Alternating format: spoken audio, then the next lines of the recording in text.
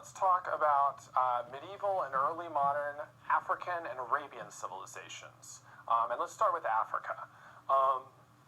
Seaports and international trade gave rise to various city-states along the eastern coast of Africa, and you saw cultures like the Swahili thrive there. So there's a lot of trade with countries in the east and things like that, and a lot of sort of bustling cities and commercial centers in that part of Africa.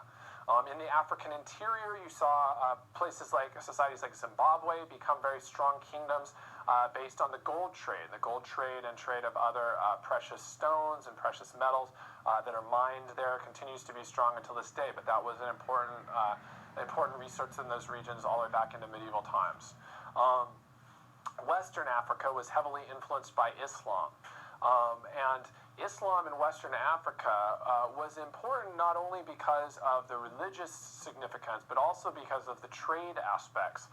It created sort of a set of moral rules that people sort of felt comfortable trading with each other because they felt like everyone sort of followed the same code of rules, basically. So Islam brought a boom in trade to the Western African societies. So these are important sort of regional identities that developed during medieval times and continued to evolve throughout modern times. Another society in Africa, in northern Africa, that we haven't talked about yet, that sometimes comes up on the test, is the Berbers.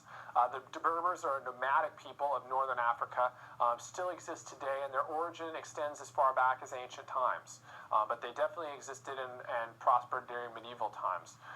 They've been referred to by other names such as Libyans, Mori, and Moors, depending on who is referring to them. For example, the Romans called them the Mori. And that image here you see shows a modern Berber settlement in the hills of northern Africa. Now let's jump over to Arabia. After the death of Muhammad, the Muslim conquest united the Arab Peninsula under Islam.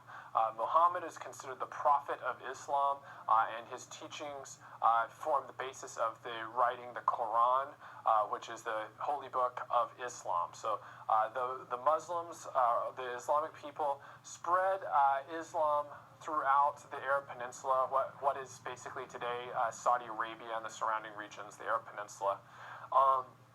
And Arabia was also ruled by a succession of caliphs, starting around 600 AD all the way up to 1900s AD.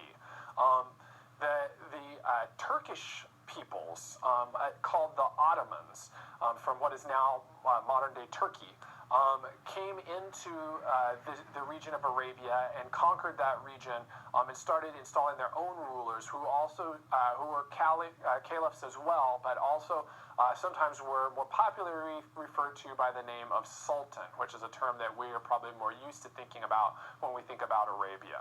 And the Ottoman rulers, the sultans that ruled there, ruled for the later part of that period from around 1300, sort of the later part of medieval times, up to through the modern era into the 1900s AD.